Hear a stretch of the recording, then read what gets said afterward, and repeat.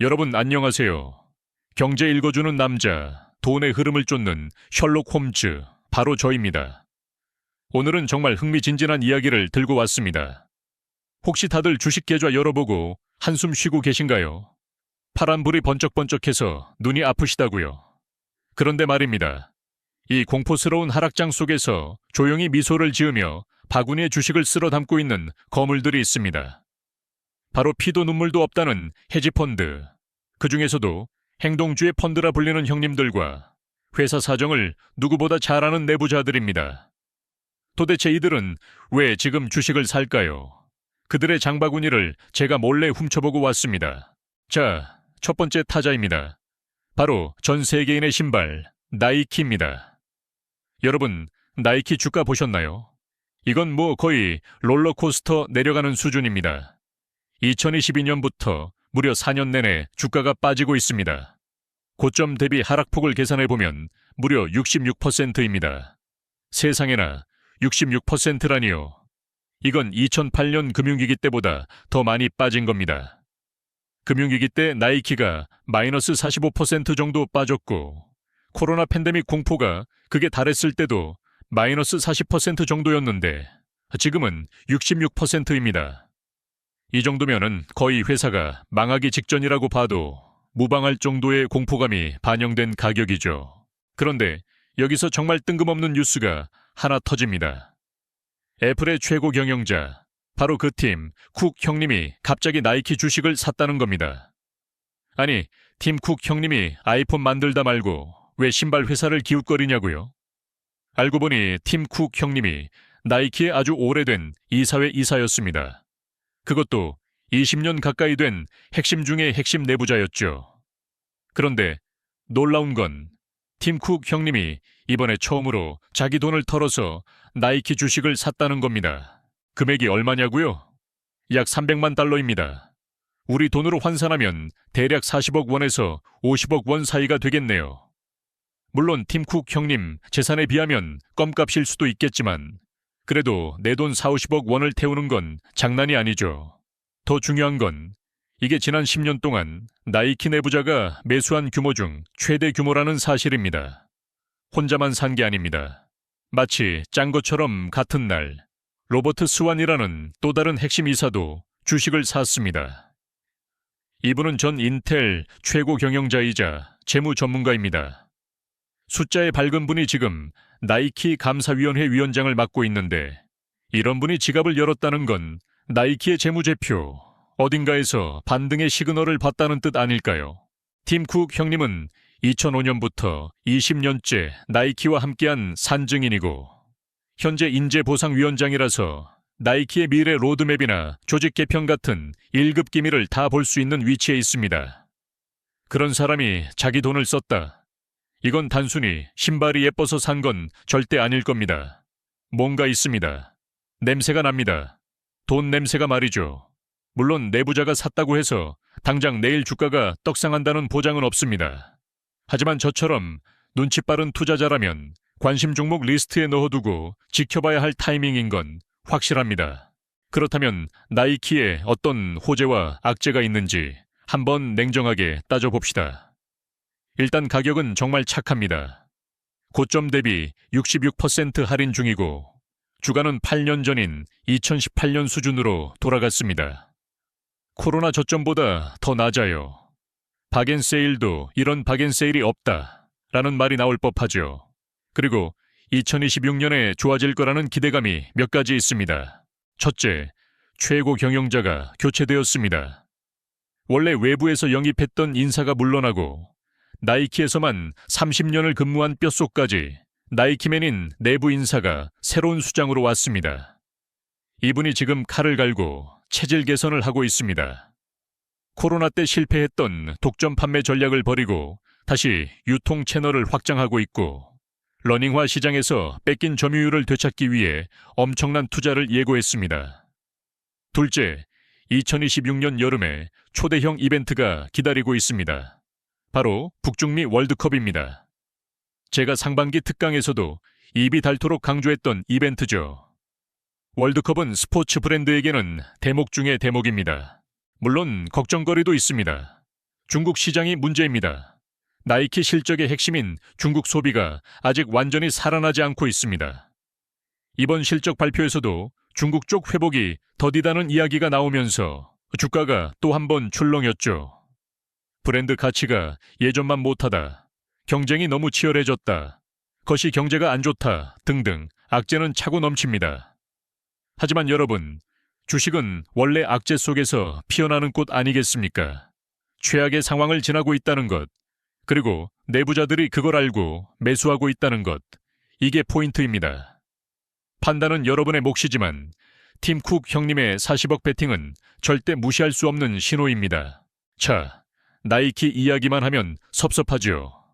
나이키와 함께 스포츠 의류계의 양대 산맥으로 불리는 일명 요가복의 샤넬, 룰루레몬 이야기도 해보겠습니다.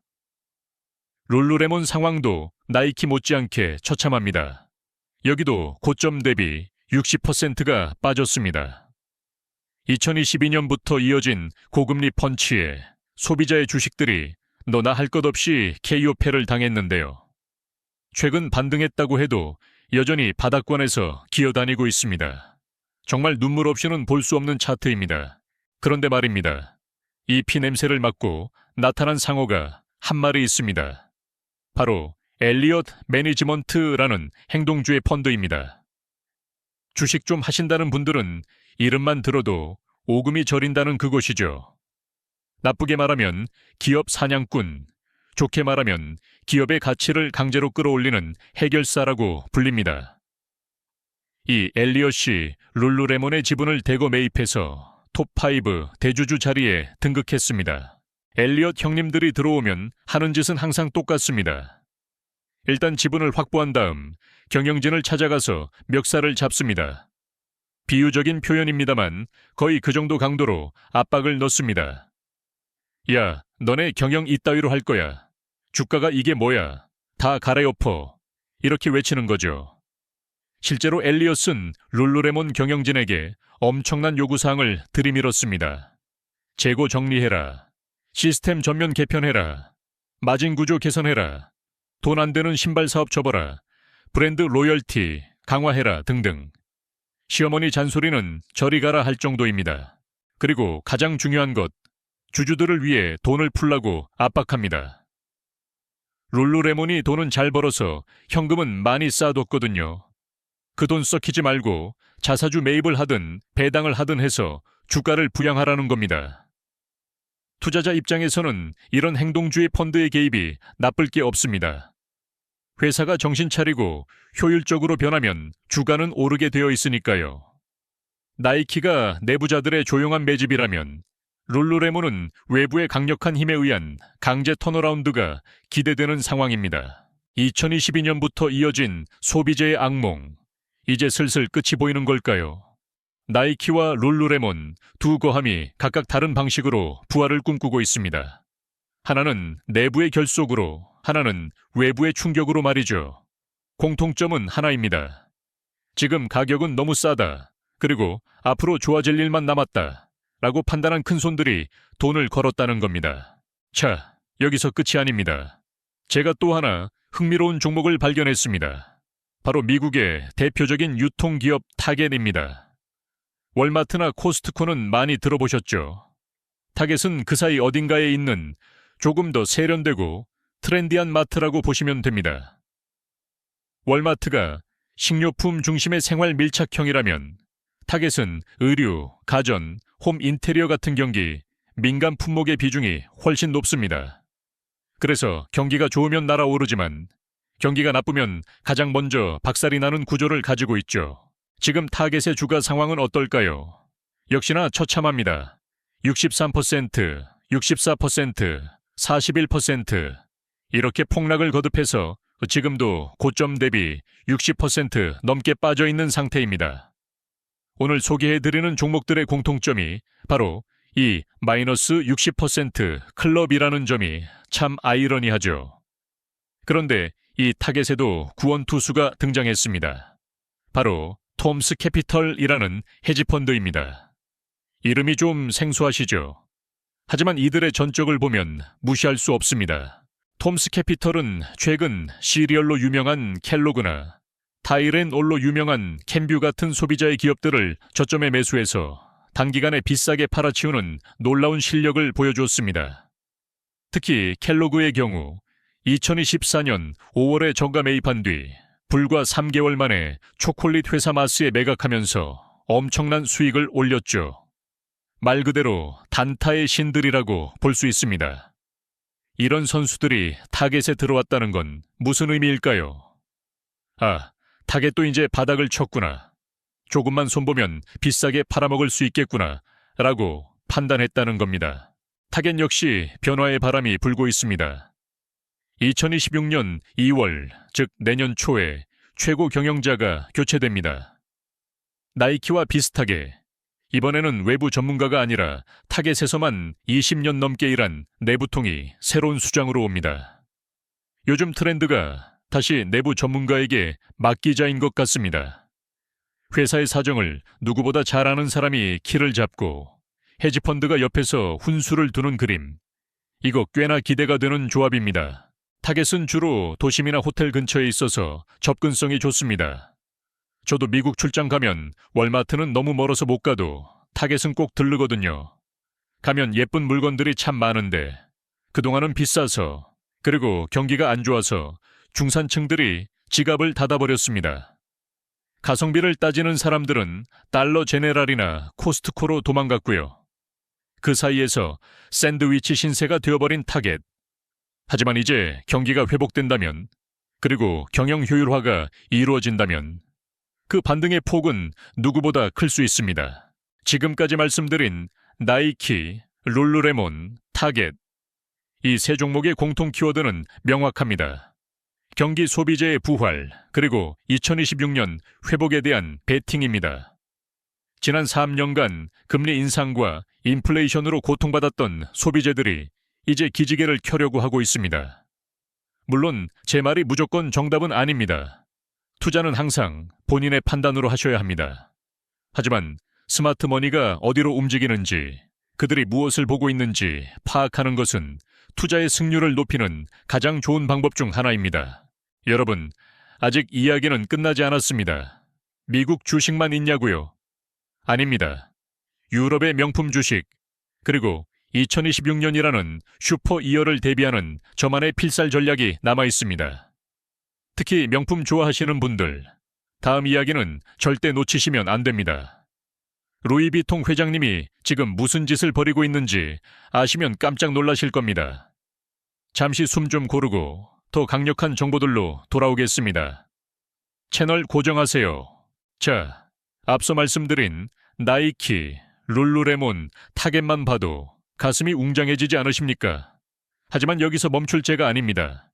여러분의 포트폴리오를 더욱 다채롭게 만들어줄, 그리고 어쩌면 가장 확실한 반등의 신호를 보내고 있는 또 다른 거인들을 소개할 시간입니다.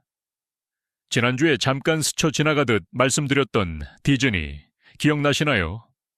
아니, 미키마우스가 밥 먹여주냐 라고 하실 수도 있겠지만 지금 디즈니가 처한 상황과 내부자들의 움직임을 보면 생각이 달라지실 겁니다. 디즈니 역시 앞서 언급한 기업들과 똑같은 궤적을 그리고 있습니다. 바로 경기 회복이라는 거대한 테마에 묶여 있죠. 여러분, 솔직히 생각해 봅시다. 주머니 사정이 넉넉하고 경기가 좋아야 비행기 타고 캘리포니아나 올랜도로 날아가서 테마파크도 가고 비싼 기념품도 사고 그러는 거 아니겠습니까?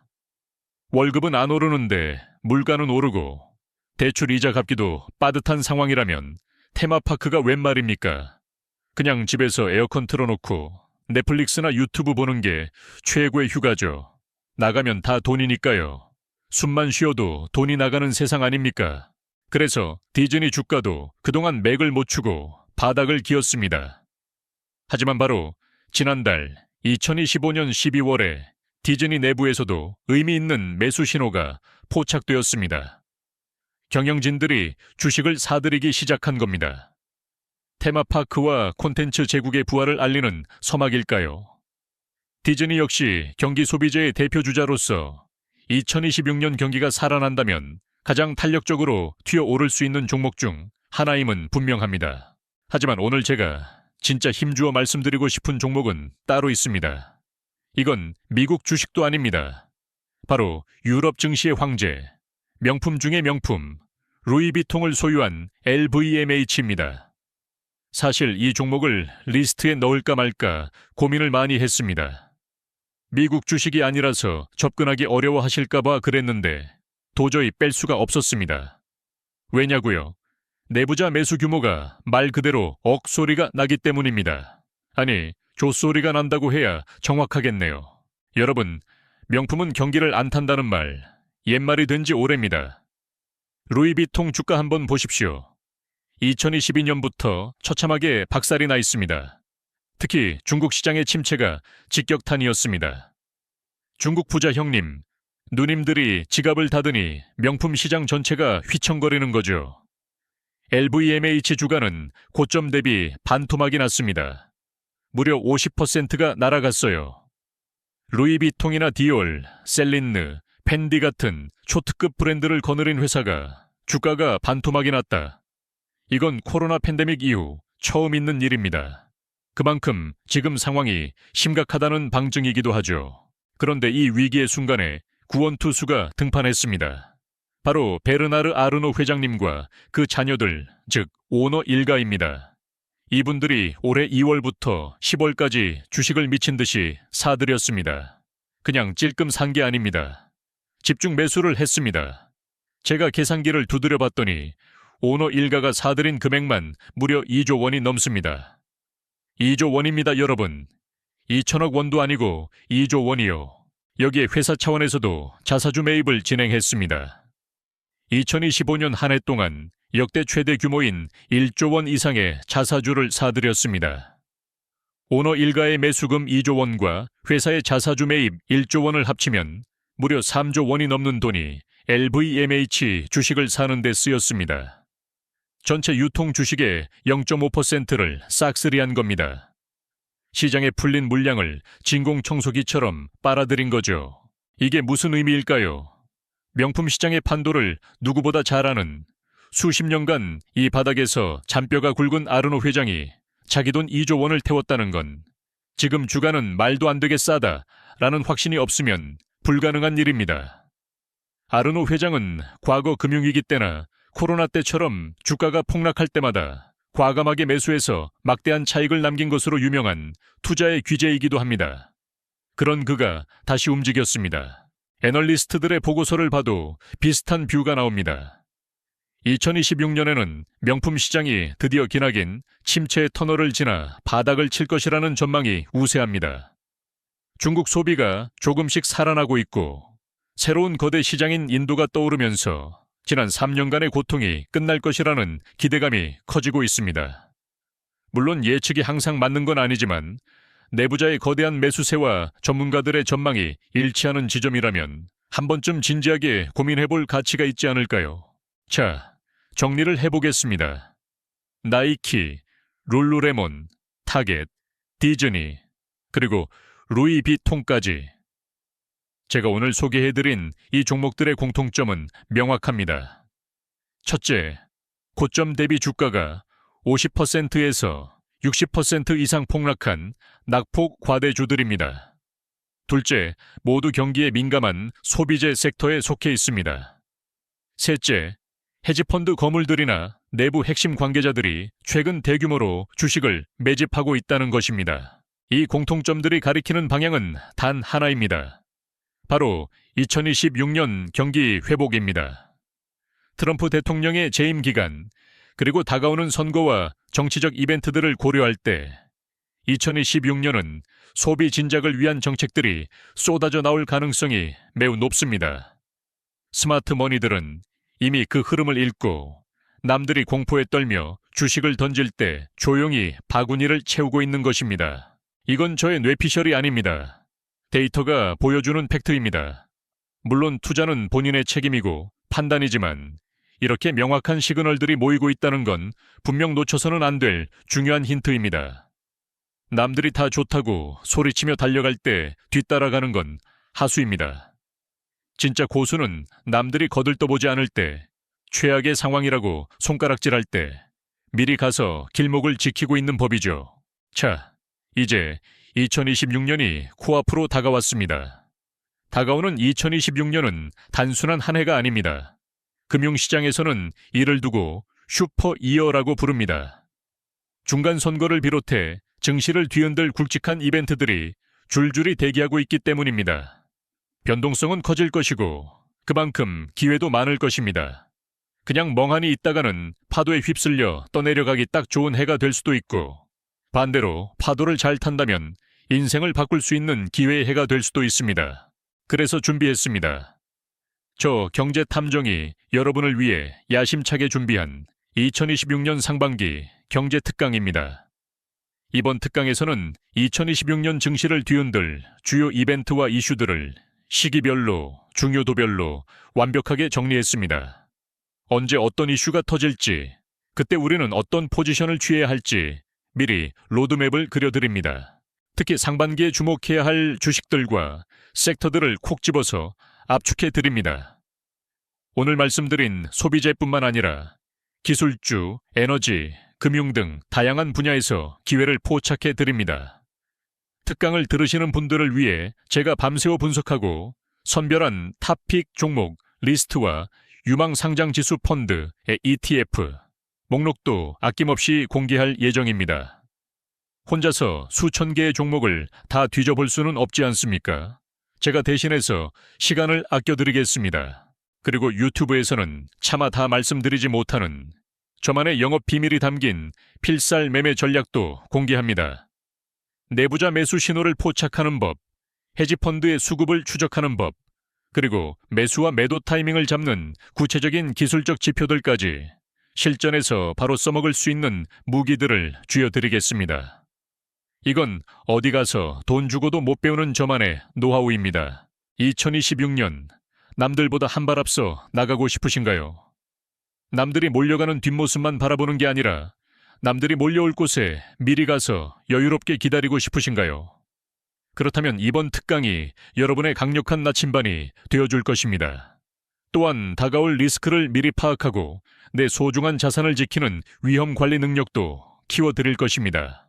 기회는 준비된 자에게만 온다고 했습니다. 그리고 그 준비를 도와드리기 위해 제가 여기 있습니다. 2026년을 여러분의 인생 투자해로 만들고 싶다면 지금 바로 행동하십시오. 자세한 내용은 댓글창에 있는 링크를 확인해 주시기 바랍니다. 여러분의 성공적인 투자를 위해 저도 끝까지 함께 뛰겠습니다. 긴 글 읽어주셔서 감사합니다. 오늘 내용은 여기까지입니다. 내용이 도움이 되셨다면 구독과 좋아요, 알림 설정까지 부탁드립니다. 다음에도 더 핫하고 돈이 되는 정보로 찾아오겠습니다. 이상 여러분의 든든한 투자 파트너였습니다. 감사합니다.